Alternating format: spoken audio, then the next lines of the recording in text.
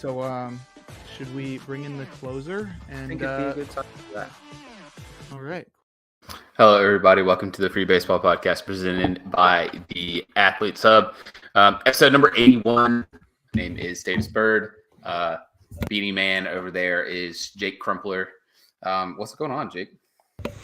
Not much. I'm feeling a little sick today. Took off the second half of work. Well, I didn't take it off. I worked remote, but I was at my home. But yeah, I don't know what it is. I think I've just been sleeping with my windows open, and it gets like cold now. So I think it got me. But you never know. Like most of the people that I hang out with work with children, and so I likely got something passed on to me. But Probably. not sick enough to keep me from talking about baseball. The frigid California air has felled Jake Crumpler. Hey, it'll sneak up on you. Yeah. Sorry about all the cold talk because it's the hot stove season. We can talk about segue time. All right, we could do talk about the hot stove because actual stuff in the baseball world has happened. Starting with trade, big trade with White Sox who are tearing down because they are ass water. The White Sox traded away Aaron Bummer to the Atlanta Braves. In exchange, they got back all of the players that are not in the starting lineup or rotation for the Atlanta Braves. They got Mike Soroka, Jared Schuster, shortstop prospect / like did he make the big league team this year? No, right? Braden Shoemake, Nicky Lopez, utility guy, and Riley Gowans. Gowans is another shortstop prospect, right? I don't know. We are about to find out. I'm Googling that. Basically, they got everyone in the entire world from Atlanta for Aaron Bummer. Yeah, I guess we can start with the White Sox side, and we'll start with Gowans, who is a pitcher. What a surprise. They got a lot of pitchers in this one. He was, I have no idea when they got him. It does not say on Fangraphs, but that's okay because he was actually pretty good last year at the lower levels of the minors. He was a little bit old for A ball. He was 23 years old, but he pitched to a 1.04 ERA. He's got pretty good strikeout numbers, but obviously a long ways away from being a producer at the major league level. We'll see if that pans out for him. But he was sort of a throw-in alongside Nicky Lopez, who is more so known for his glove and a little bit of speed. He really has no bat at all. And so that leaves you with Mike Soroka, Jared Schuster, and Braden Shoemake. Two of these guys, first-round picks in the past. Braden Shoemake, I think, is one of them. I think he's going to be more similar than Nicky Lopez than White Sox fans might like. He's shown some power and speed in the minor league, 16 home runs and 27 steals last year at AAA, and a sub 20% strikeout rate. But the guy doesn't walk. He doesn't hit the ball enough. He batted .234, 72 WRC plus.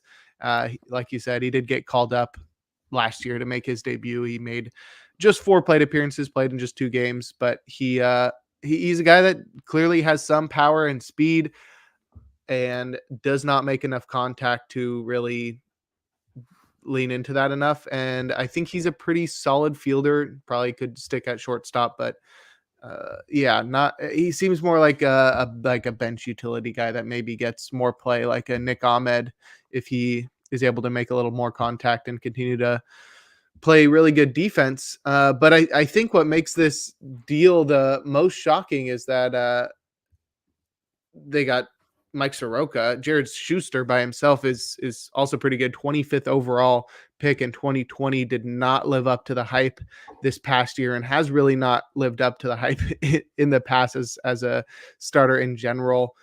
He will be 25 this next year, but Mike Soroka, the big one there, dealt with a couple injuries, couple ACL tears, which is crazy because he got one, came back, and then just did it again. And so it's been a while since we've seen Mike Soroka. He pitched a little bit last year, but was mostly pitching out of AAA. And he's definitely got a lot of potential. Not a big strikeout guy, but it seems like a lot to give up for a guy like Aaron Bummer.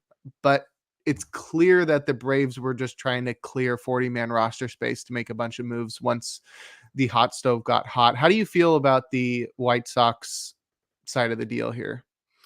I feel like I'm okay with this because Aaron Bummer, while he still has a lot of control, they got a lot of pieces that sort of do realistically fit their timeline.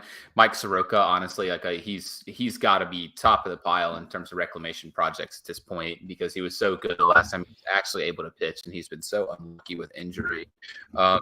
Jared Schuster, the same thing.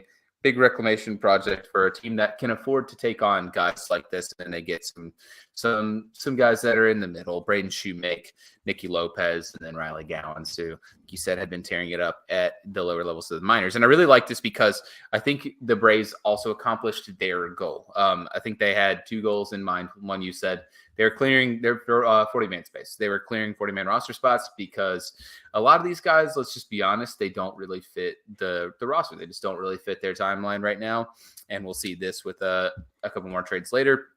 They also have made it very clear that they have been looking to address some bullpen needs. And they've done that really well so far in the offseason. Not only have they now made this deal for Aaron Bummer, who is under control until, 2027 or 2026? It looks like he has 26 club options. He's got a club option in 25 and 26. So, yeah, he'll be controllable for the next 3 years. So they have a controllable reliever in Aaron Bummer. They've also, remember, we talked either last pod or the pod before where they re-signed Joe Jimenez, and then they signed Pierce Johnson too. So Pierce Johnson has the 2-year deal plus the 3rd-year option. So they've made 3 moves to sort of bolster their bullpen, which kind of was ass outside of like AJ and Rysel for a while last year. It's sort of a weak spot for them, and they really have made deals for this. And I don't think Bummer is like, a lot of people were like trying to up him like really, really big. I don't think he's like an insane deal or whatever. He's still pretty solid, and he's a lefty reliever, which good lefty relievers are pretty difficult to come by. So I think the deal, it feels like they gave up a lot for Aaron Bummer, and they did. It's just there are a lot of guys that really just weren't going to be on their roster in the first place, or were kind of odd men out. Yeah, it's a lot of like low floor guys. Like I could see Schuster sort of just flaming out really quick, and obviously like Nicky Lopez, not really a guy that you need to have on any big league roster. What did they even trade for him in the first place? Because it felt like they gave up nothing for Nicky Lopez. It was Taylor Hearn. Oh yeah, Taylor Hearn. Didn't they acquire Taylor Hearn from the Rangers for cash considerations and then flip him for Nicky Lopez or something like that? Yeah, that sounds right. They made the Royals look stupid, but yeah, I think really the only guy you're giving up that I think is somebody that you would want to keep is Mike Soroka, but clearly has had injury issues, and we're not really sure what the outlook on his future is. But I think a lot of people were saying this deal seems so crazy because Aaron Bummer sucked last year, 6.79 ERA in 58 innings. And yeah, that's true, but this is a guy that was really good in years past, and all of his ERA estimators suggested he was super unlucky. Like I said, 6.79 ERA last year. He had a 3.51 xFIP, a 3.53 xERA, a 3.58 FIP. It seems like he pitched like a 3.5 ERA pitcher, but it came out to almost a 7 ERA. For his career prior to this season, he was a 3.03 ERA guy with a pretty decent strikeout rate as well. The years in between his rookie year and 2022, so 2018 to 2022, he was a 27% strikeout rate guy.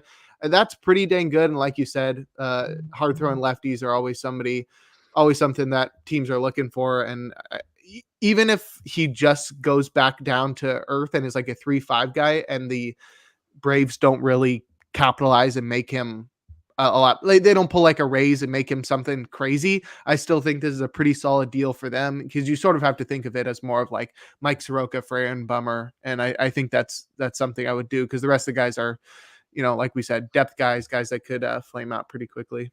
Right. And he has some solid like underlying metrics, like you said, like the 3.51 xFIP and the 3.58 FIP sort of being in line. Very good.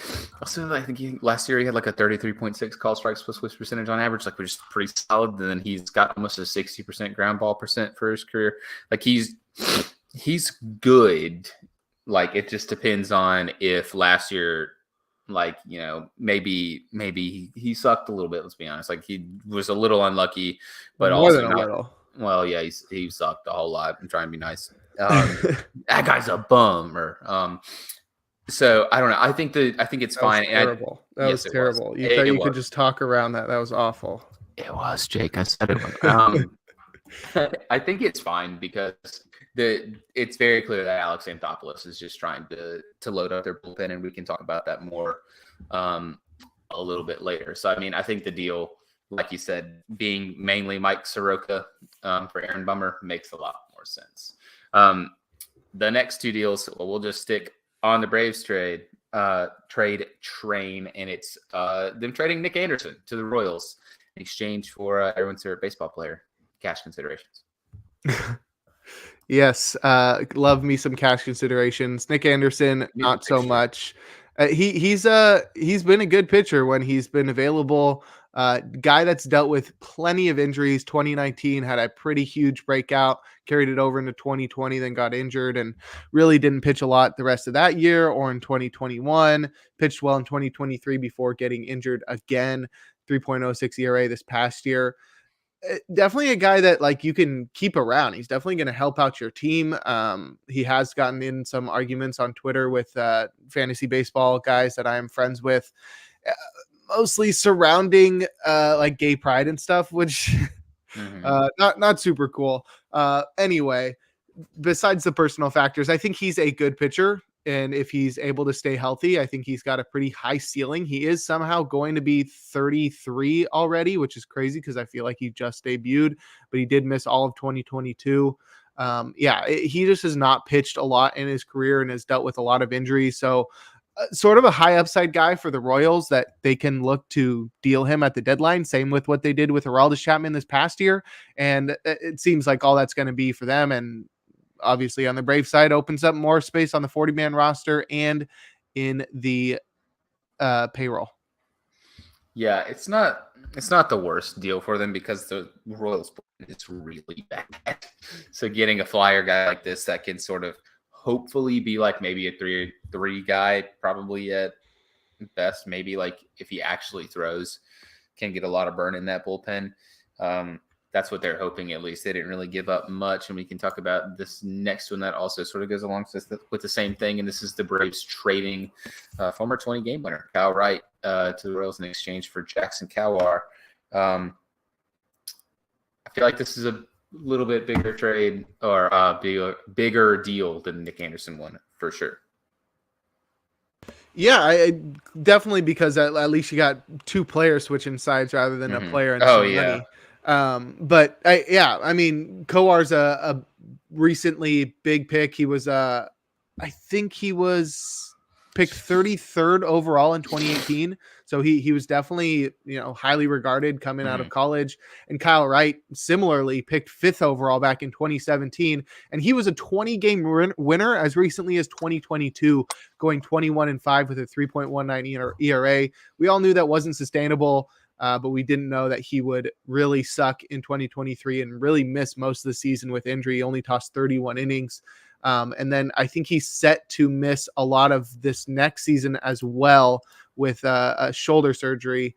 So this is more of a 2025 play for the Royals, and definitely a high upside play at that. I think even if he doesn't get back to that 2022 level, I still think he can be a very serviceable like innings eater, and they'll have him for both 2025 and 2026. So it's a guy that, you'll be able to rely on there. And then Kowar can either, come into the rotation as a high upside arm that's shown flashes in the minor leagues of being really good and other flashes in the major leagues of being really bad.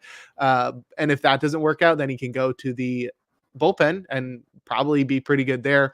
Definitely a high upside play for both sides. I wouldn't say high risk. I think the risk is pretty low since it's a 1-for-1 deal, but I think they fit each of the teams a little better. But yeah, I not too enamored with the Kyle Wright play. It's going to be his age 29 and 30 season that they'll be getting him, and he'll have had just one big league season of more than 40 innings in his career heading into that season. So that's not the best track record to hold on to, especially since he's had just one good season. But, Jackson Kowar hasn't done much in his own right. He's got a 9.12 ERA for his career.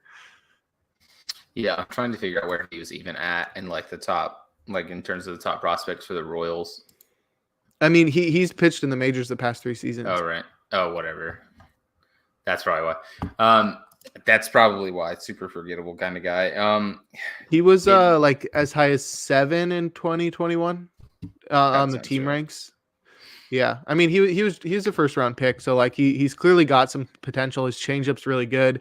He throws pretty hard, like 97 out of the bullpen last year.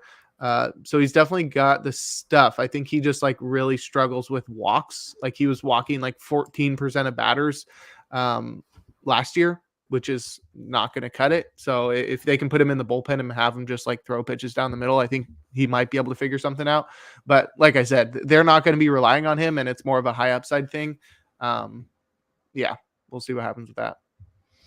Yeah, Kyle Wright though I think is a pretty interesting one. It's just he's the one guy that like really feels a lot younger than he actually is, just because he's sort of been like up and down because of a lot of injury and inconsistency. Like he led the majors in wins in what 2021, 2022, and then he had what a 7 ERA last year. He got shelled. Yeah, he just didn't pitch.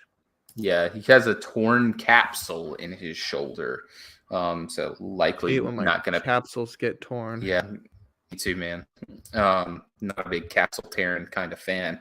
So I don't know. I feel like the trade is fine. It's a reclamation project guy for someone that the Royals probably fed up with, to be honest. And this next one is one that I am a little surprised the Royals were not all over either, but this is a cool one. The Guardians traded Cal Quantrill to Rockies in exchange for Cody Huff. Yeah, your boy. I know you're a huge Cal Quantrill guy. No, you're the huge Cal Quantrill guy, and now he's gone. He is just not a guy that's good. He's a guy that gets by with a lot of deception and a lot of good batted ball luck. He had I think a sub 3 ERA across a 3-year span. Nope, 3.08 ERA from 2020 through 2022, and then came back down to earth finally last year, 5.24 ERA. He just doesn't strike anybody out. Like last year, he was at 13%. Tasha's 99 innings, and I guess the Rockies needed someone to eat some of those innings. Literally, probably the worst landing spot for obviously for any pitcher, but for a guy like Quantrill, it seems so bad. Apparently cutters maybe do better in cores. They're not as affected by the elevation there, likely because they just don't rely a lot on movement. They're supposed to move slightly and not a lot. And he's like a cutter sinker guy. So maybe he'll be able to survive and be serviceable. But I mean, what are they really hoping for? Like a 4 or 5 ERA? With 5 strikeouts per 9 innings, 6 strikeouts per 9 innings, nothing exceptional.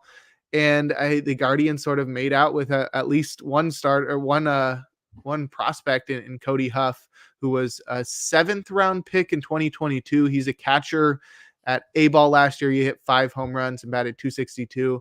I don't know. Catchers are similar to pitching prospects where they really have a lot of growing pains to go through as they, take the massive step from catching in either high school or college and figuring out in professional baseball. So you really don't see their true levels until they get to like AA or AAA. And this guy's still a recently drafted guy, but you get a little bit of, I don't know, a lottery ticket for Cal Quantrill. I'll take it.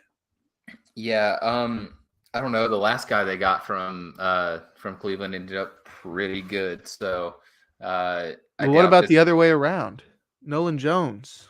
That's what I'm talking about. The last guy they got. Oh, that's Cleveland what you're saying. Up being pretty good. Nolan Jones had a really solid season, but this definitely does not feel like anything good coming for Cal Quantrill. Yeah, sinker. He's a sinker, cutter, curveball kind of guy. Those guys are not good in cores because not many guys are good in cores. Dudes that play in cores typically are like low spin fastball guys and slider guys. Not that. I don't know. I think this sucks. I think he's probably going to get shelled, and Cal Quantrill, like Jake says, sucks. R.I.P.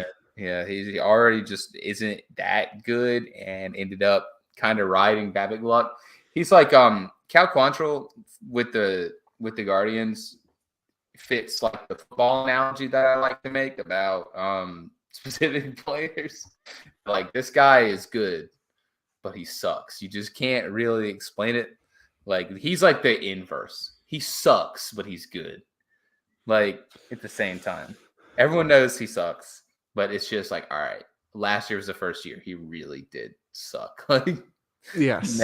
Now it's gonna be the next year where he just gets blown up at cores. It's gonna be really cool, and this will be the year that he'll go back to figuring it out. So who knows? He'll probably post like a 2.9 ERA with a 7.5 FIP. Of course. Yep. So I don't know. We'll see. That's a weird one. RIP Cal Quantrill potentially. Yeah. More trades. The Rays traded Vidal Brujan and Calvin Faucher. I think that's how it is. Faucher, I think. Faucher. Let's go Faucher. That sounds fancier. To the Marlins in exchange for Eric Lara, Andrew Lindsay, and second favorite traded player besides cash considerations, player to be named later. Players to be named later can sometimes be pretty good. Trey Turner was a player to be named later. I forget which deal that was, but it was Padres to the Nationals. Anyway, Vidal Brujan is one of the most interesting players to get traded prior to the non-tender deadline. He was a nearly top 50 prospect prior to graduating in 2022. And while he has not been able to do much at the big league level, just 3 home runs and 9 stolen bases across 99 games, batting 157, he has shown speed in the minor league levels and the ability to make some contact. He's still only 25 and he's a switch hitter. So I feel like he's got a lot of potential, but he has not been making enough contact in the major leagues to really survive. And he's even got some power in his bat. I don't know. He's like an all-around 5-tool guy if he can get everything together, but he's just been unable to make contact. So maybe a change of scenery there, staying in Florida will give him the opportunity to do that, get some more playing time as well. And Faucher is sort of a throw-in. He had a 7 ERA last year and walked too many batters. So I don't know if I don't know what the Marlins saw in Faucher. If the Rays couldn't figure him out so much so that he pitched to a 7 ERA, I don't know what they expect to do. But it did come with a 4.44 xFIP, so maybe there's a little bit of home run bad luck there. Yeah, it feels like these teams have made a lot of trades in the last couple of years. Give me an example. Xavier Edwards. Yeah. They traded Joey Wendell too, right? Joey Wendell. Yeah. Yeah, it feels like a lot of these players are sort of the same. Vidal Brujan. It feels like they have a lot of these kind of players. Xavier Edwards, Vidal Brujan, John Birdie, Joey Wendell. Just Garrett Hampson. You're talking about the Marlins? Yes. Yeah. What a weird roster construction. They have a lot of guys that sort of fit that mold. I don't know. Is there much really to say other than what you said? Oh, I'd like to talk about the Rays side. I don't know. Yeah. There are 2 Eric Laras, and I don't know which one they got. Eric, he's an infielder. Okay, cool. Then I got the right one. He is 17 years old, and he's a shortstop. He's a left-handed batter. He played in the Dominican Summer League as a 17-year-old this past year and batted .305. So, yeah, we won't be seeing him for a few years, but he maybe has some potential. Andrew Lindsay is a 24-year-old right-handed pitcher that has only pitched in complex ball. And it was 4 innings. So this is likely a guy that 24. Yeah, he's probably dealt with a lot of injuries, and maybe the Rays are trying to play off that, and maybe they saw something in a bullpen or something, and figured, hey, we could do something with him out of the bullpen. But yeah, this is not going to be something crazy, but you never know. Player to be named later could be the next superstar for the Rays. Eric Lara hit 305. 416 and then he slashed 305, 416, 445 in the summer league. I'm gonna kill you. I already said that. But he's also like he's 17. He's big. Like he's big AF as a shortstop prospect. He's like 6'3" already at 17. That's small. Yeah, little king. guy. Vidal Brujan also gets to be reignited with Jesus Sanchez, which is another one that was a trade. You're right. Yes, that was an astute. It feels like they've made a lot of trades in the last few years. It's just like that was right. It's astute observation. One of the best observationalists on the Free Baseball podcast. I've been noticing stuff. Yeah. Moving on. Moving on away from the Rays, Guardians, and Rays, we can talk about more Guardians trades. Actually, yeah, because, you tricked yourself because you played yourself. The Padres have traded Scott Barlow to the Guardians. Scott Barlow feels like a Guardians kind of guy. They received Iñigo De Los Santos in return. What are your thoughts on this? Because Barlow really would have been in line like in the next couple of years for a huge payday, and then he sort of fell off the wagon a little bit last year. Yeah, it's one of those situations where it's like you trade a better pitcher for one with more control. So Barlow's set to be a free agent after this year. And well, he did pitch to a 4.37 ERA last year, which was a big step back after being like a sub 2.5 guy the past 2 years. He did have pretty decent metrics and he struck out a decent amount of batters. It's just his walk rate just jumped up massively. But when he went over to San Diego out of Kansas City, he really stepped it up. 3.07 ERA in 29 innings with the Padres. So I think that's a more accurate representation of what kind of pitcher he really is. I don't think he's washed. I think he was overrated a lot, more so in fantasy because he was a guy that got saves. So it seemed like, oh, Scott Barlow's really, really good. One of the best relievers in baseball because he's getting saves and has had sub 2.5 ERAs. And while I don't think he's a sub 2.5 ERA guy, I think he's more of like a low 3s to 3.5 ERA guy. I still think he's pretty solid. And that 5 ERA he put up with Kansas City in the first half came with sub 4 xFIP. I think he's much better than he pitched last year, but not really like a closer candidate. And obviously in Cleveland, that's not going to be what he's doing with Emmanuel Clase there and others that are better than him. I think he is a pretty decent high leverage option. And then Enyel De Los Santos is 27. And he was a pretty highly regarded starting pitching prospect when he was with the Phillies. But since being traded to the Guardians prior to 2022, I think it was a trade, he's been pretty good there. Sub 3.5 ERAs, 3.04, 3.29 across the past 2 years. He stepped back quite a bit in the strikeout department last year, but I still think he's like a very solid guy. He's a good guy to go out and pitch the 6th inning, and he'll get the job done. And they get him through 2026, so they'll have him for the next 3 years. It's another one of those deals. I feel like all of these, you're just like, yeah, seems pretty even. Yeah, I really like what you said, and it's like where you trade a pitcher with higher upside for more control, but they're similar enough. Over the last 2 seasons, Scott Barlow's posted 1.9 F4, he's got a 3.22 ERA and a 3.52 FIP. Iñigo De Los Santos has posted a 1.7 F4. He's posted a 3.18 ERA and a 3.10 FIP. They have a 17% strikeout to walk percentage. Both exactly 17%, which is very interesting. Barlow is going to make $7 million this year. De Los Santos he's in his first year of arbitration now, so he's only going to be due probably around like 1.2 to 1.5 million. The difference lies Stuff Plus, which is obviously a metric you are familiar with. 1.12. What are you trying to say? You're the pitcher list man. That's not a pitcher list stat. I know, but you still know because you got to call me a nerd or something. Yes, I am, Jake. 1.12. Yeah, no, I know Eno Saris.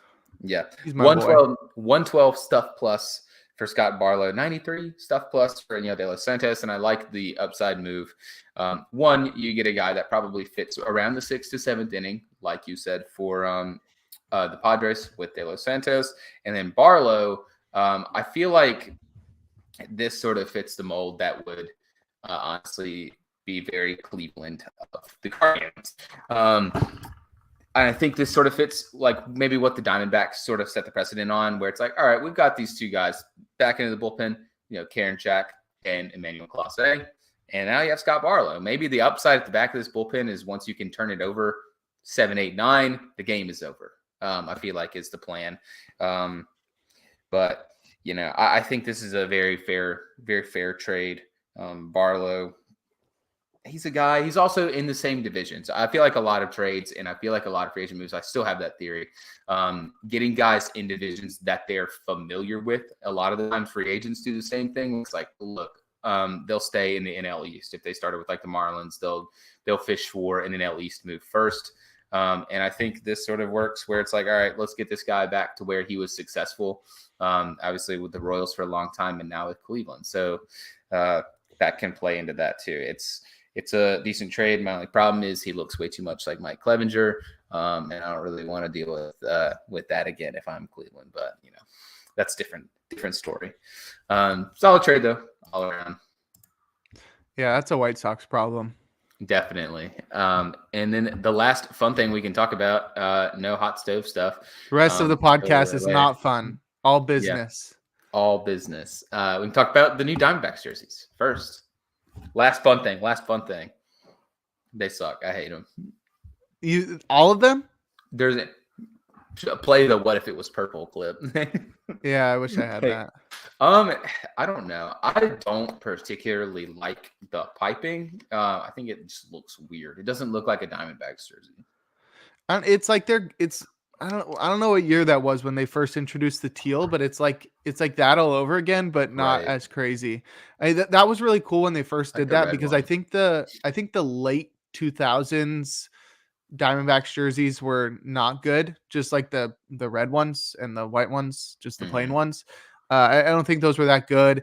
And the change that they made after that to incorporate the teal was like too much. And then they went back. They sort of took a step back to the late 2000s age, and it was fine. I was like good with that. And now it's like they're doing like a middle ground between that and the teal age, and it's like all anybody wants is the purple. Like purple's my favorite color, so I'm a little bit biased. I'll take purple anything, but all anybody wants is the purple, and to not have any purple is sort of messed up. But I think the teal is good. It's just like it's crazy to say that there's too much of it when there's so little. Right, but there's too much of it. It feels. I think the thing isn't that it's too much. It feels too much because it looks forced. It looks forced on almost every single jersey that's on. Yeah, it's like somebody like went by with like a highlighter and just like highlighted some stuff. Exactly like, what it feels like. Graffiti. Like I don't know. The usual gray jersey looks fine. I think the black one actually looks really good with the teal, but the home cream one, the teal doesn't go well with that. The Diamondbacks shouldn't be like a cream colored jersey team, in my opinion. I mean that's debatable. Yeah, I don't know. Their Serpientes shirt is fine. See, this sort of makes the Serpientes shirt feel not as cool though, because it's like, all right, here's the sand kind of colored Serpientes jersey. Fine. I like the hats. I think they killed it with the hats. Like those are dope. The D one. All of them in general, because if the home hat is the red one, because they were rocking with the black home hat for pretty much the last couple of years, right? Yeah, I think so. I like the red one. I think the red one as the home one is pretty sick. I actually like the red jersey in general. You like the red one? I like the red. I don't like the piping. I don't like the piping. It feels like too much. I usually like their red jersey, but I don't like the Diamondbacks across the chest doesn't look good in my opinion. See, I'm cool with the Diamondbacks across the chest. I really don't like the piping. I think it doesn't fit Arizona. It looks like they stole like some, I don't know. It looks like they stole some other team's concept jerseys, and they just added some Diamondbacks shit on it, and I'm not a big fan.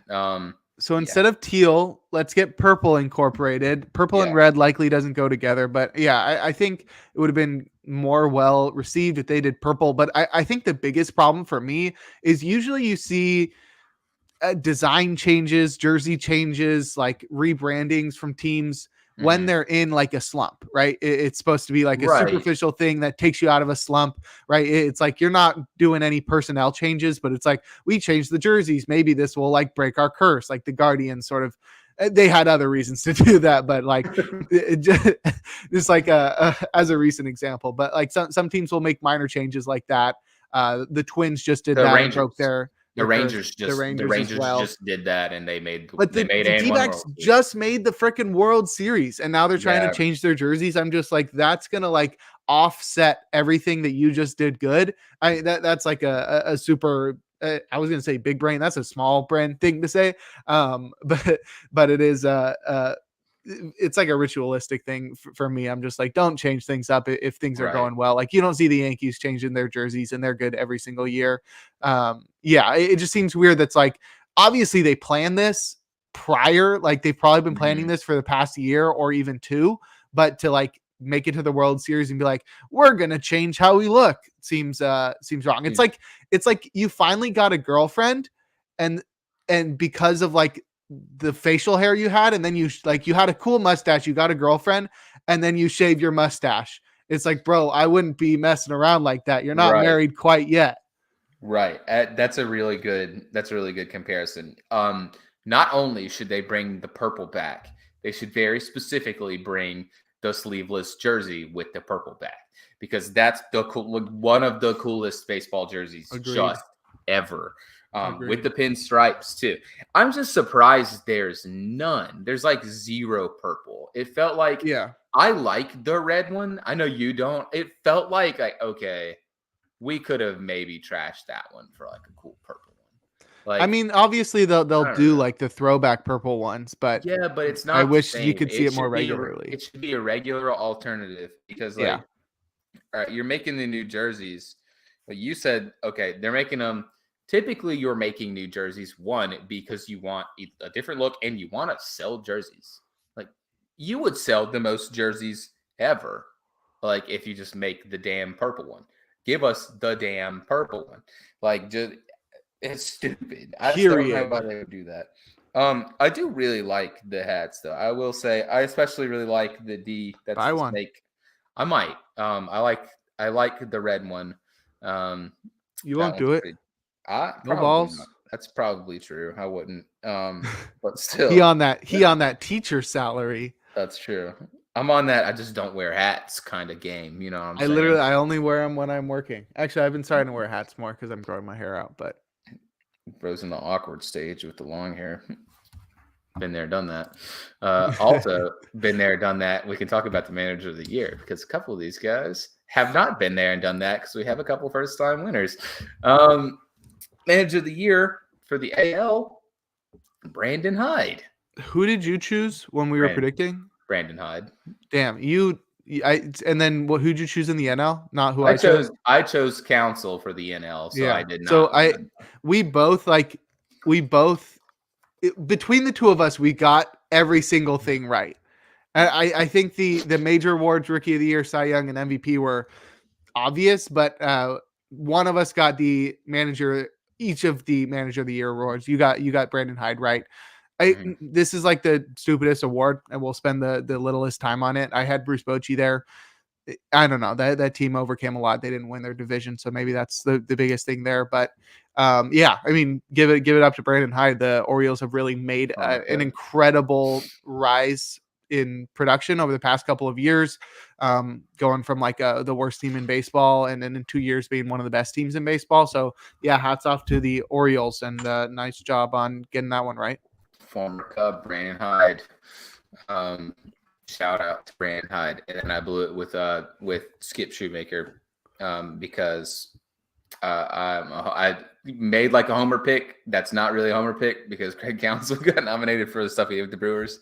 I just figured he would have done it. Skip Shoemaker, though, was like the 1B. Definitely deserved for both of them, though. And crazy because Skip Shoemaker's first year manager too, so that's pretty cool for him. But yeah, I actually, for whatever, I did not know that. Knower of ball, I am not. Skip Shoemaker, that's sick. Awesome. And then Rookie of the Year, I think this one was pretty obvious. Hard not for us to get this. L. Gunnar Henderson, NL Corbin Carroll. Do we need to say a whole lot about these two? Because I feel like this has sort of been like, all right, yeah, they were like pretty much going to have it the entire time. Yeah, definitely. I mean, Corbin Carroll, one of the best rookie seasons of all time, and Gunnar Henderson, like, really didn't have a tough field to go up against and just was very solid all year long. I think both these guys got bright futures ahead of them, and it's not really a situation where it's like, I don't know, like when there's sometimes in rookie of the year voting when there's two guys and one guy had a better season, but one guy is clearly better just as a player. So like, I don't know. For example, it's like Stephen Kwan versus like Bobby Witt Jr. or something. It's like, yeah, Stephen Kwan's really good and he's probably going to be really solid, but he's not like, he doesn't have that Hall of Fame ceiling that somebody like, for example, Bobby Witt Jr. has. So there's always that little bit of like, do we vote for the guy that's going to have the better career? Or do we vote for the guy that's had the better season? And obviously I think the answer is vote for the guy with the better season, because the guy who will have the better career will get the accolades later on. But this one was a clear example of these guys had good seasons and will likely have great careers. Yeah, I completely agree with you, and on both points. Going back to the Manager of the Year thing, I just wanted to let you know that Dave Roberts was 5th for NL Manager of the Year. For what? For what? What'd that bum do? Well, so his team sucks, so he did a lot. Yeah, his team does suck. Poor Dave Roberts. Torey Lovullo was 4th. That's so wild. Sure, but yeah, I agree. I think it's just was a runaway from like what would you say? July, pretty much runaway for both of these guys. Yeah, because Henderson started off pretty slow, and then he turned it on in the summer and Carroll really ran away with it. April, realistically. Corbin Carroll had this locked down when he debuted last year in September. Yeah, pretty much. Yeah, that one's pretty sewn up. Same thing, Cy Young, Garrett Cole, Blake Snell. I think this was the easy choice, but I would like to talk if you had to. I saw a hypothetical, and it was if you had a one-time Cy Young, which one of these two do you think had overall the better season? If there was only one and not one, if there's only one, because I think this one was also, we talked like the rest of these awards were super easy to pick. So let's do one Cy Young, just in general. So Blake Snell versus Garrett Cole. I don't know. That's a hard one. That is a good hypothetical. I think my inclination is to lean Snell on this one, just because of how incredible he was for such an extended period of time. Obviously, he doesn't have the innings over Cole. Cole over 200 innings, and Snell, I think, just eclipsed 180. But the run that Snell went on for like the last 4 months was absolutely mind blowing. I just kept doing whenever I would write about him or do a podcast about him, I would just go to the Fangraphs and like select all the starts from like the last blow up he had. And it was just crazy that he just kept adding on to it. I think he had 20 plus starts in a row in which he like allowed no more than 3 earned runs, and the strikeouts were off the charts. And while he didn't throw a lot of innings, he really just had an incredible run. I think I would go Snell there, though it would be really, really close, because Cole, while he didn't have one of the best seasons of his career and his strikeout rate fell all the way down to 27%, he still produced a 2.63 ERA, one of the best of his career, the second best of his career, third. But he still had a really good season. But I think I'd side Snell there. What about you? I am on the other side of the fence. I think I would actually go with Garrett Cole, just because I think he had the best all-around season. And honestly, he was just as dominant since May, really. He kind of got blown up in a couple starts at the start of the season and looked sort of rough, and then quietly just kind of did the job for a Yankees team that was very middling the entire season. I think I would go with Garrett Cole here. Although I do think it's close. Blake Snell had one of the best second halves of the season, basically since Jake Arrieta. Do you want to hear this stat? Yeah. From May 25th, starting on his start on May 25th through his start on September 25th. That's a 4-month run exactly. The previous start to that one, he allowed 6 runs across 4 innings. And then after that, he did not allow more than 3 earned runs in any start. He only allowed 3 earned runs twice. And he produced 6 double-digit strikeout games. And during that span of 23 starts, during which he pitched 135 innings, he had a 1.20 ERA. This is Blake Snell. Yep. Solid. That's a second half season, honestly, like pretty close to on par with Jake Arrieta's second half of 2015, which is one of the best halves, like pitching performance ever. Like Blake Snell had an insane season. I just like Garrett. I like Garrett Cole's season across the entire thing. He was electric pretty much the entire time. Really, really good. I would go with Now Snell's a free agent. That's true. Probably, I don't know, outside of Ohtani and maybe Yamamoto, the most interesting one left, because we'll talk about that in a second. Yeah, interesting. I think is definitely different than best. Because that's the thing is like what Blake Snell do you get? Because like, all right, he won the Cy Young. Definitely not last year. He also walked. He led the league in like walks per nine. He walked everyone and just kind of found success. Yeah, which was so cool. Yeah, extremely weird. MVP also sewn up pretty early on. Shohei Ohtani, Ronald Acuna Jr. Very cool. Both guys were unanimous MVPs. The first time that has ever happened where both MVPs were unanimously voted first place. I think Shohei also became the first player ever to win 2 unanimous MVP awards. Crazy. The guy didn't even play in September. It just an absolutely wild season from Shohei. One of a kind player, one of the best, maybe the best of all time.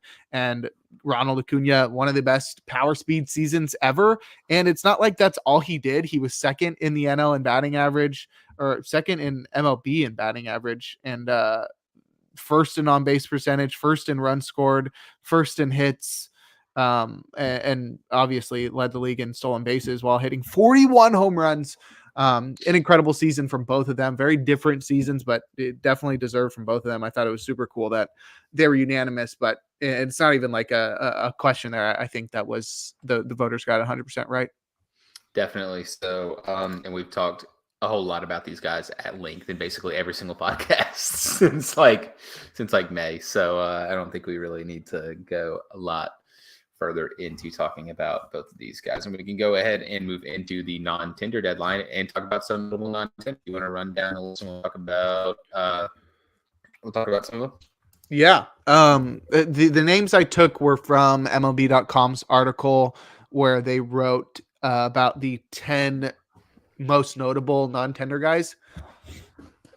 There was one super notable one, and the rest of them were maybe like role player, platoon guys, high upside guys that used to have some potential.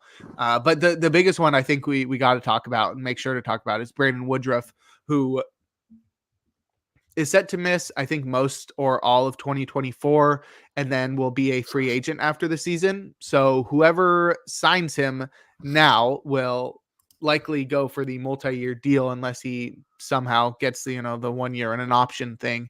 But this is one of the best pitchers in baseball over the past few years. Ever since 2019, he's been a huge strikeout guy with pretty pristine ERAs.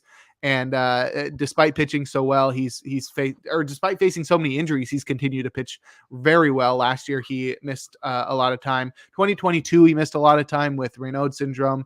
And then 2023, he also missed a lot of time. And now he'll miss all of 2024. So definitely an injury-prone pitcher, but he's never been bad. He's always been really good. He's got tons of ace potential. Might even be one of the best reliever or best starters on the market now. Even though he's going to miss all of 2024, he'll be 31 in 2024. So he'll be 32 when he returns. This is a very, very high upside play and a little bit risky, but I think teams will be going for the multi-year deal as they look to get him on a discount right now. But I think a lot of people were surprised to see this, but honestly, it makes a lot of sense. I don't think the Brewers were going to get much for a guy that wasn't going to play at all this year.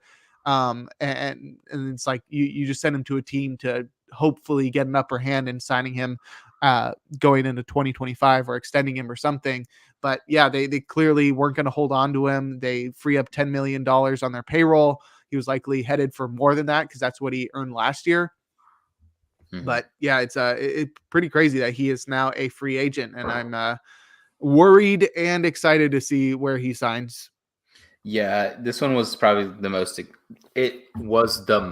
like exciting one of the group of non-tenders, but it does make a lot of sense because the Brewers still sort of operate under like a small market sort of scheme. Like they're not really going to spend a whole lot of money, and this is $10 million that they free up for a guy that they really weren't going to re-sign in the first place. And I think they're sort of headed. I don't think they're headed for a rebuild. I think they're headed for something like more like a retool, like something like what the Giants do a lot. I mean, they're reducing their payroll, which is crazy. Yeah, go figure.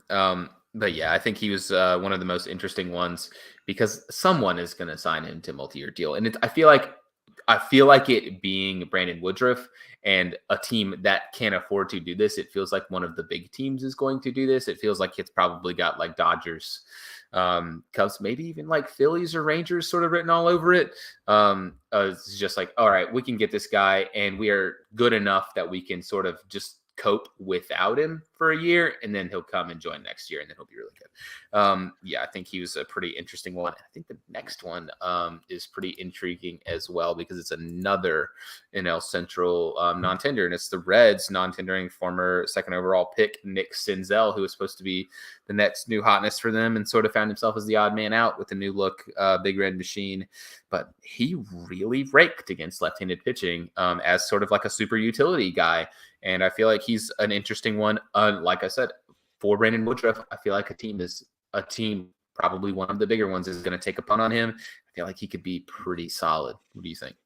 Yeah, I agree. I think he's going to be more so a role player than a guy that ever really taps into the potential of being the second overall pick in 2016.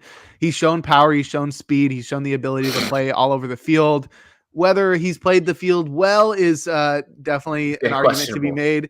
But yeah, he's a guy that can play all over the infield, all over the outfield, and he'll play it. I don't know if he'll do it well, but like you said, yeah, good against lefties. I think there is going to be a team that picks him up and uses him as a short side platoon guy and a utility guy. And while he'll never live up to the potential, I think the Reds made the right move here. Obviously, you got to try to trade somebody like that, and I'm sure they did their due diligence asking around the league to see if there was anybody interested. But yeah, he has just not been able to stay healthy or hit right-handers at all, and doesn't fit with that team that now has just a massive glut of infielders. The Reds do, and that makes sense that they would give up somebody like him, just with so many guys coming up through the farm system. But I think Nick Senzel's definitely got a lot of suitors heading into free agency. Yeah, I just thought it was a little weird. I don't know if you saw on Twitter where the Reds made like this whole long, like huge, big, like farewell graphic or whatever. It's like more than they did for Votto for Nick Senzel, which is really weird. Well, I mean, Votto's not gone. Votto's not. Yeah, he's not gone, but still, he hit free agency. Like if they lose Votto, it's like okay. Speaking of, did you see Zach Britton retired? I did see that Zach Britton. And then did you see MLB Twitter, instead of like doing like a congratulations or something, they put like big thank you. No, thank you, Zach Britton. Like, what are you thanking him for? You thanking him for retiring? Thank you for finally leaving. Thanks for nothing. Yeah, thanks for pitching for our league. Yeah, pretty crazy. And then a bunch of the memes resurfaced from the wild card game. I think that was 2016. Pretty funny. I still can't believe they didn't use him in that wild card game, but yeah, great career from Zach Britton, and I hope he enjoys retirement. Yeah, that's really funny. I just saw the post that you're talking about. I think this next guy that we're going to talk about is another really interesting one. If not for the meme potential, and it's Danny Burgers. Danny Burgers. Daniel Vogelbach. God, I hope the Cubs get him just for old times. You can honestly pair him with the next guy. You can. Yeah, Daniel Vogelbach. And then a fellow fat dude that hits home runs, Rowdy Tellez, non-tendered by the Brewers and Mets. Yeah. I mean, the Brewers getting rid of everybody. I think the Mets were right to get rid of Daniel Vogelbach. He's one of those guys where it's like the CJ Cron mold, where it's just like he is good at hitting the baseball, and that's about it. He's no defensive versatility. He's a pretty replaceable bat, to be completely honest, as like he walks a lot, which is really cool, and he hits the power, but then everything else is like very below average, and it makes him like a replacement level player. And I think Rowdy Tellez is very, very similar, a guy who's going to be used mostly against right-handed pitchers as a strong side platoon guy, but he's got more potential in that we've seen him do it over a full season, 35 home runs back as recently as 2022. But this is a guy super low batting averages, similar strikeout rates and lower walk rates. They are like somehow very different hitters, but they both hit for a lot of power. Somehow Daniel Vogelbach, just by not playing the field, has been worth more WAR than Rowdy. Rowdy for his career is exactly 0.0. So he's been exactly replacement level, while Vogelbach for his career is over 2 WAR, and that's mostly because they don't let him play the field, so he doesn't get negative WAR there playing first base, which Rowdy got super dinged on last year. He was a really bad defender at first. So both of these guys are going to get picked up, whether it's on major league deals, still up in the air, but they could definitely provide power from the left-handed side of the batter's box. Yeah, it's the end of an era. I know a lot of Mets fans are super upset about Daniel Vogelbach not being on their team. It feels like he's like one of the most shit on players of any player that I have honestly seen. He's just like a random. He's a role player. He's just a big dude, slugger, DH type, and it's just like all Mets fans hate Daniel Vogelbach. I feel bad for him. Have you seen the thing where it's like Billie Eilish or whatever? It's like men don't face criticism about their bodies. Men don't have to deal with that. It's like, have you seen how Mets Twitter talks about Daniel I saw Vogelbach? One about Alek Manoah. I was just like, Yeah, you should have seen Twitter after Alek Manoah gave up 7 earned runs in a PCL game. Yeah, I saw that. That's so stupid. Yeah, two big dudes available if you need them. Spencer Turnbull, next thing to talk about. How are you feeling on the Turnbull train? I don't know. He's a guy that could make some spot starts, and he's shown potential in the past. He had a sub-3 ERA across 50 innings in 2021. Has dealt with injuries across the past couple of years and pitched to a 7.26 ERA last year. He's not a guy with a lot of upside, but I think he could be pretty decent. But the next guy I think is very interesting. Juan Yepez was on the Cardinals, and he was one of their top prospects, one of the better prospects in baseball, because in 2022 at AAA, he batted .277 with 16 home runs and a 137 WRC plus. And that was at the age of 24. And that was a year after hitting 22 home runs and batting .289 at AAA. And this past year, and then he came up in 2022 and hit the ball pretty well at the major league level during his debut. 253, 12 home runs. He's a righty. He's got power. He doesn't have a lot of defensive versatility. The guy that comes to mind is Jesus Aguilar. Ooh, I could see that. I feel like that's a solid comp, to be honest. Yeah, I haven't watched much of Juan Yepez, but sure, I feel like this is an interesting one, only because he hasn't really had a whole lot of burn with the major league team either. He's 25, solid guy that you could go out and get for realistically not very much, if nothing at all. Decent comp. One you didn't have on here too, to go along with Spencer Turnbull one, Austin Meadows, which, you know, given the mental health thing, sure, depends on when he's going to come back and if he comes back, but hopefully he will. And there's another one that we can talk about. And then I think the one that I'm the most interested in is the next one, which is Adam Cimber, because the Toronto Blue Jays, very weirdly enough, did not tender him a contract. It felt like this one was sort of a weird one. How are you feeling on Cimber? Because I feel like he's one of the better, like, he's a decent reliever that you could go sign here. Yeah, he's very unique. He throws the ball very weird. He's a side armor with a really weird windup. He does not strike out a lot of batters, but he doesn't walk anybody.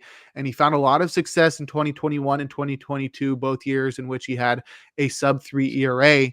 And then this past year, he must have been injured or something, because the two things that he was good at was not giving up home runs and not walking people. And this past year, he gave up home runs and he walked people. So there was something weird going on. It led to a 7.4 ERA, which was somewhat supported by underlying metrics as well. So a huge step back. And he had been an innings eater too the previous 2 years, racking up at least 70 innings. And now he only tossed 20 innings this past year. So like you said, he's a guy he's going to be funky. He's going to get ground balls. He's going to keep the ball in the yard, and he's going to throw strikes. I think that's a decent reliever, not somebody that's going to be high leverage, but somebody you can count on, somewhere to like Eniel De Los Santos, pitching the sixth inning or seventh inning, get you out of some jams or whatever early on in the ball game. But yeah, I would not expect him to do another 7 ERA season, but I also wouldn't expect him to be a sub 3 ERA guy again.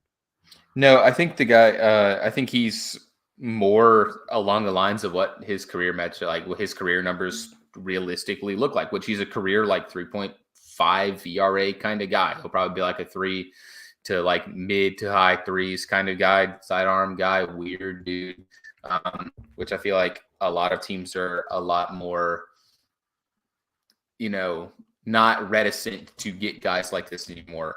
I think that the Rays, don't say the Jays, like obviously the Jays had it. The Rays have sort of like not revolutionized that, but they sort of shown like, all right, guys with weird arm slots and dudes that can like just have that are very valuable to your bullpen, like your Aaron Loops, your Adam Simbers, like Steve Cishek, stuff like that. This guy feels like a Cubs reclamation pitching prospect just because they have had so much success with weird sidearm guys like Steve Cishek and like Scott Effross. And now like, God, what's his name? The guy they got from the Royals was solid and changed for Velasquez. Can't remember his name right now for whatever reason. Jose Cuas. Yeah, Jose Cuas, another sidearm. So like, I feel like another team, if not the Cubs, like maybe the Dodgers, another team that has a really good pitching lab, the Giants, with whichever Rogers is the sidearm one, Tyler, I think. Yep. I feel like he could be a pretty solid pickup here. And then talk about the last one, which is also an extremely interesting one, and it's from a Rookie of the Year, Kyle Lewis. Yeah. Non-tendered by the World Series runner-ups, Arizona Diamondbacks.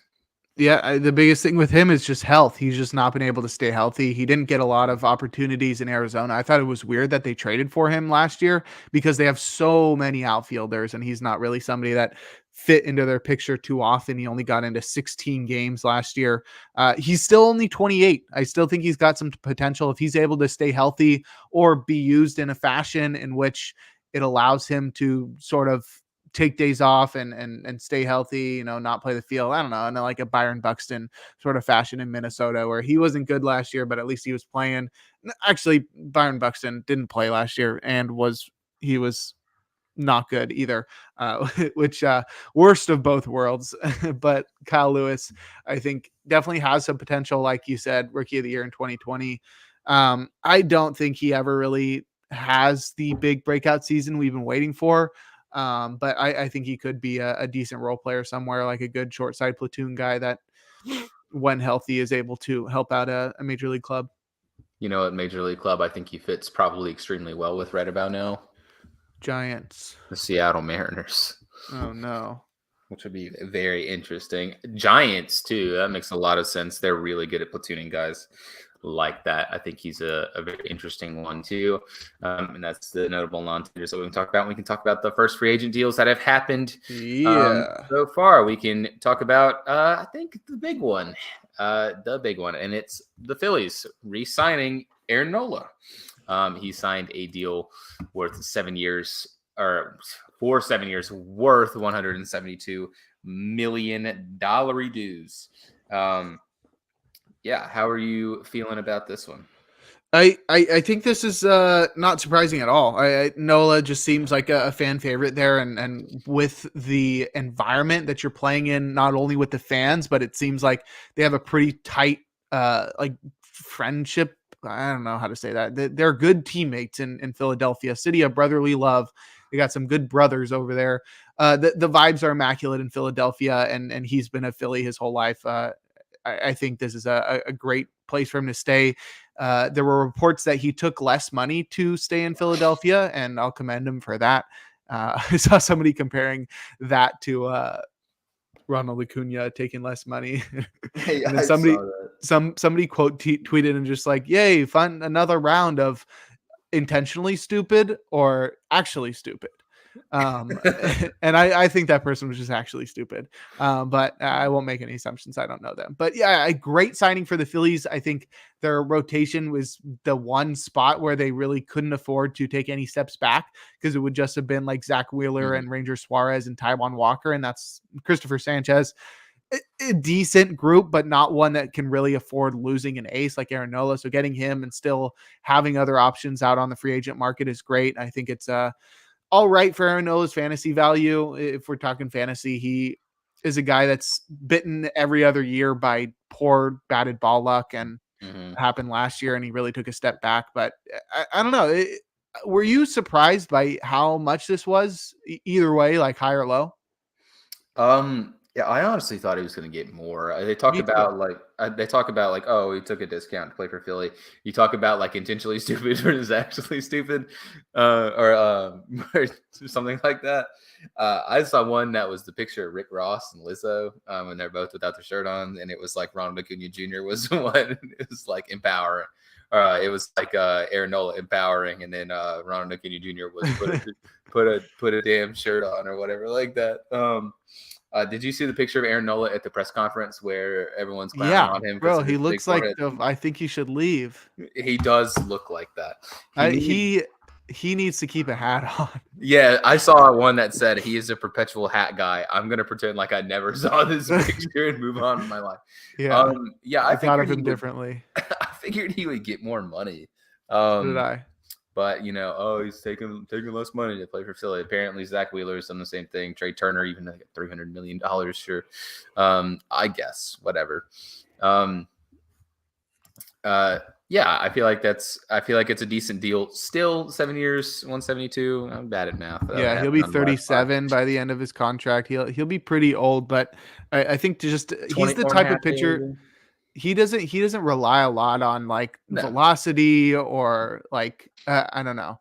He's super durable, super consistent. He's got a great curveball and a changeup. I don't think he's a guy that's gonna regress super quickly. I could see him after in his mid-30s falling off a little bit, but I think they need him good now. And if he's good over the next 3 years, like he has been for his whole career, I think the Phillies will have a steal. Yeah, I mean the contract is only like what?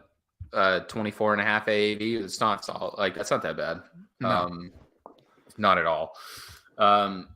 Yeah, I think that's fine. We can talk about another one staying in the NL East. The Braves added to their bullpen, made that whole point earlier with Aaron Bummer. They signed Reynaldo Lopez for 3 years, $30 million. It's got $8 million club option in 2027. That includes a $4 million buyout. And you're a big Reynaldo Lopez guy for fantasy, so I will let you talk about your boy Reynaldo. I did. I was a huge Reynaldo Lopez guy going into last year with Liam Hendriks dealing with cancer and recovering from that battle successfully. Reynaldo Lopez seemed like a guy that could take over the closer role. He was throwing a lot harder. He went to Driveline, and I thought he was going to be a different pitcher, and he was a different pitcher, but it didn't go different in the right way. It went different in the wrong way. And you mentioned this is in addition to their bullpen. They're not using him in the bullpen. They are going to be stretching him out. Yeah, I've heard the thing about they're going to be stretching him out, but Saris, we talked about him earlier too.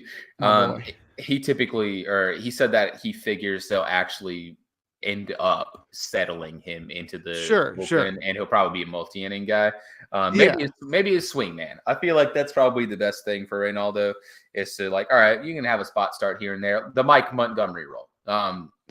You can have a couple spot starts here and there, and then go throw 2-3 innings out of the bullpen. I feel like that's good for Reynaldo Lopez. Plus, I feel like the contract is dirt cheap. 3 years, $30 million, 10 obviously $10 million AAV. Pretty good for Reynaldo Lopez, who is solid. He's rock solid. I don't know. Yeah. It seems weird to change a guy who's done so well in the bullpen and try to put him in the rotation, especially when they have enough options. I never understand when teams do that. What the hell? The Braves. It worked with Seth Lugo. The Braves just traded away Kyle Wright and Mike Soroka and Jared Schuster so they could sign Reynaldo Lopez, who's been a good reliever, and try to turn him into a starter. It worked. It worked with Seth Lugo, but we rarely see that bad starter to successful reliever to good starter. Rarely rarely Right. happens. And I don't see that happening. I'm on Eno's side where it's like they Yeah. stretch him out just for like that ability to have more starting rotation depth, and then either it doesn't work out, like he's not good, or they have 5 starters that they don't need Reynaldo Lopez to start games, and then he just ends up being a reliever.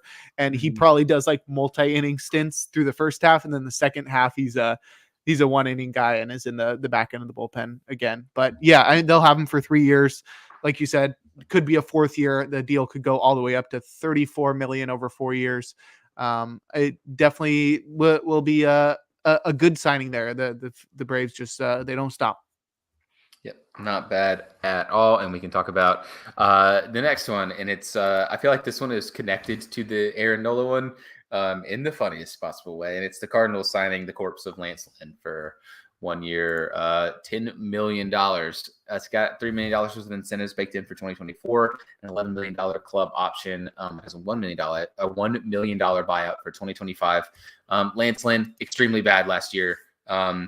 A cruel twist of fate for the Cardinals, who a lot of the projections had them as the big player for Aaron Nola. Obviously, not going to happen. And you get Lance Lynn. Here's your consolation prize, cooked Lance Lynn.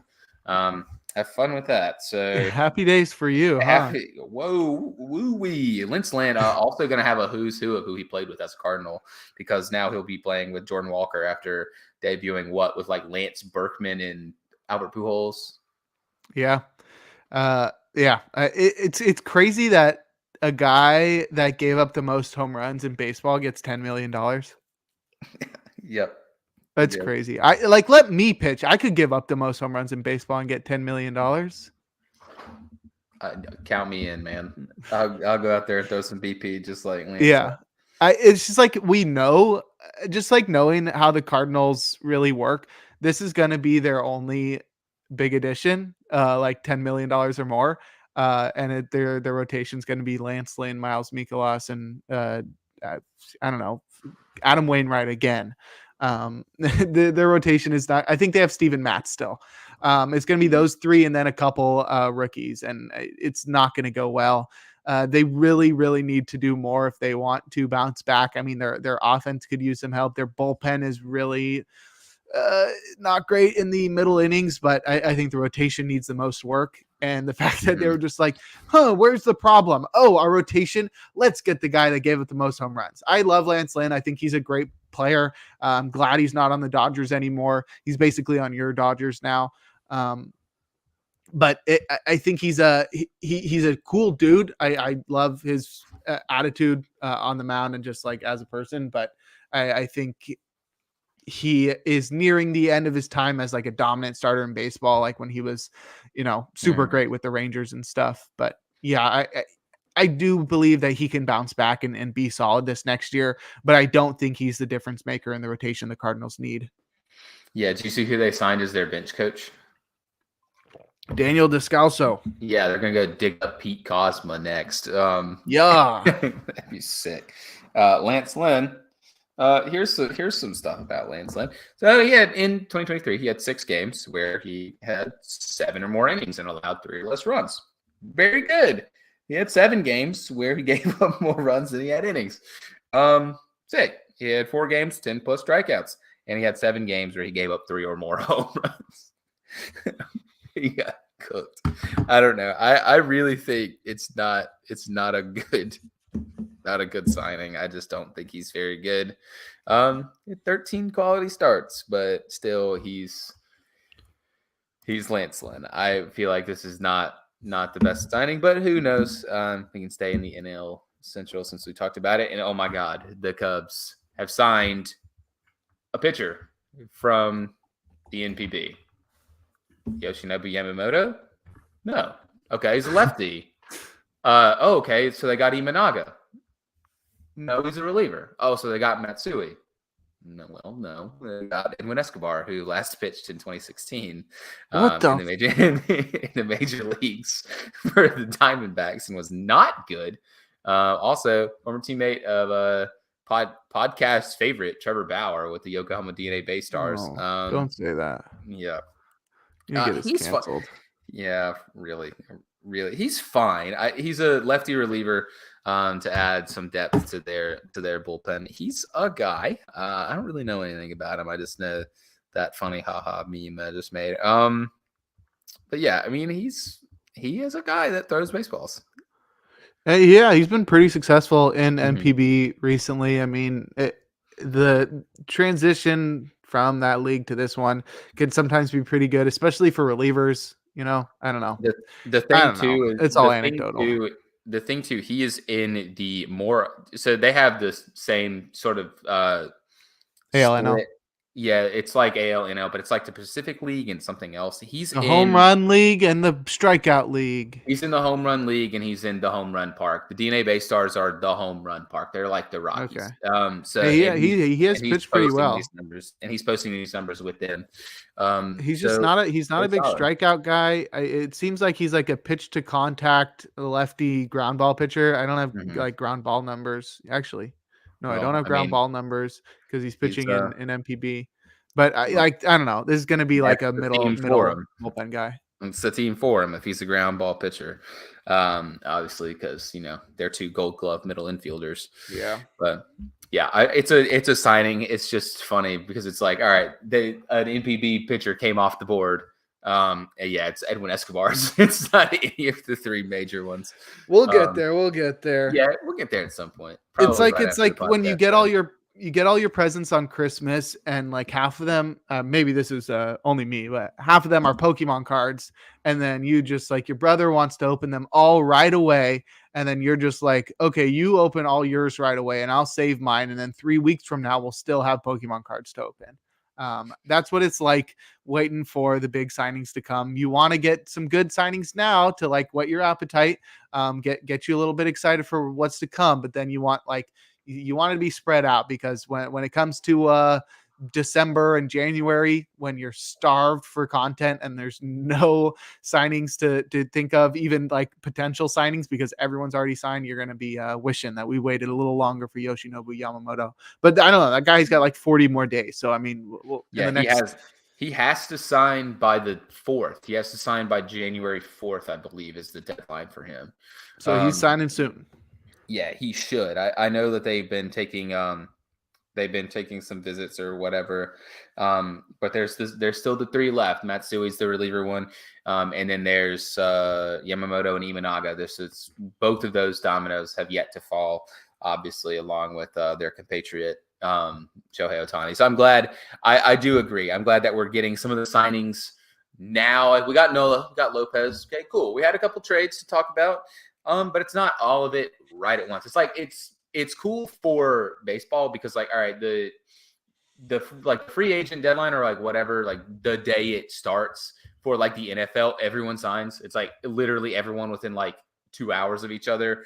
And then like the next 2 weeks, random guys that are sort of leftover sign.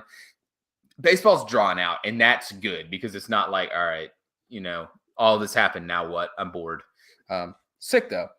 Something that is going to bore you the coolest thing about the podcast is bringing in the closer, which Jake's going to do right now. Yes, sir. And this week we've got Chris Perez to close out our podcast. Chris Perez had a 7-year career from 2008 to 2014, during which he pitched for the Cardinals, the Indians, and the Dodgers. He was drafted by the Cardinals in the first round, 42nd overall. During the 2006 draft, Perez debuted in May of 2008 versus the Tampa Bay Rays at the young age of 22 years old, and he tossed a perfect inning while striking out 1. Perez featured a mid-90s heater and a mid-80s slider and was nicknamed Pure Rage. I have no idea why. There's your homework assignment, Davis, as I finish this up. Find out why he was nicknamed Pure Rage. Maybe he was really mild, so. Perez had a successful first major league season. He had a 3.46 ERA to go with 7 saves, but he was traded to the Indians in June of 2009 in a package for Mark DeRosa. The turbulence that year led to a 4.26 ERA and just 2 saves, although he did set a career high with 68 strikeouts. But in 2010, the Indians traded closer Kerry Wood to the Yankees, opening up the closer role for the young right-hander. He went on to produce a career-best 1.71 ERA and 1.08 WHIP across a career-high 63 innings while closing out 23 ball games that year. and that success led to him maintaining the closer role for the next 2 years, each of which he was recognized as an all-star. So 2011, his first all-star appearance, he had a 3.32 ERA and 36 saves. And then in 2012, he had a 3.59 ERA and a career high 39 saves in his second and final all-star selection. Perez was not heralded as a fan favorite due to his open and ongoing criticism of Indians fans. He publicly criticized them for producing the league's worst attendance numbers. And in mid-May of 2012, he was booed at home while blowing a save. That's pretty funny to just be like, you guys suck because you guys don't come. And then they're just like, fine, we'll come and we will boo you. But by the age of 27, Perez's skills began to drop off, though he maintained a grasp of the closer role in Cleveland. He had a 4.33 ERA and 25 saves in 2013. But after a blown save in August, he decided to boycott the media, leading to even more fan scrutiny. And by the end of September, he had broken his silence. That offseason, the Indians released Perez, and he was picked up on a one-year deal with the Dodgers. 2014, he pitched to a 4.27 ERA and recorded the final save of his career. The Dodgers, doing Dodgers stuff, they used him in 49 games that year. They did not turn to him at all in the final week of the season, as a $500,000 signing or $500,000 bonus was owed to him if he appeared in at least 50 games. So they scheduled to make sure that he would not reach 50 games and used him all the way up until 49. Pretty messed up. I feel like you should be able to sue for that.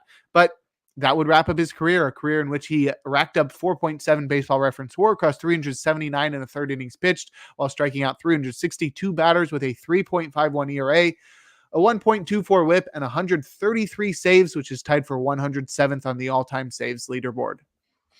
I cannot find anything about it, and I'm assuming Pure Rage Perez. I'm assuming he got the nickname specifically just because he hated the Indians fans. Let's go with that, because I found an interview where they asked him about it, and he was just like, I don't know, I'm pretty cool off the field, even though I feel like he might not have been that.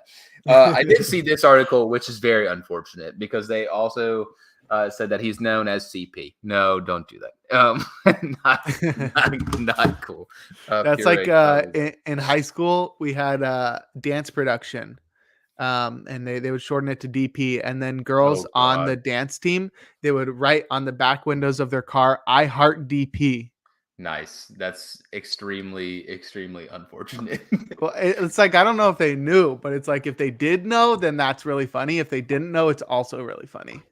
Yeah, just a little bit more unfortunate. Oh well, world's angriest man, Chris Perez. Sick. Yeah, I feel like this is a good pod. Talking about stuff. The hot stove. Continue to check back in with us on our social media accounts, like our Twitter accounts, which is probably the best one to find us at, which mine is at DDSberg, and Jake Crumpler is his name. It's Jake Crumpler, world-renowned Crumpler.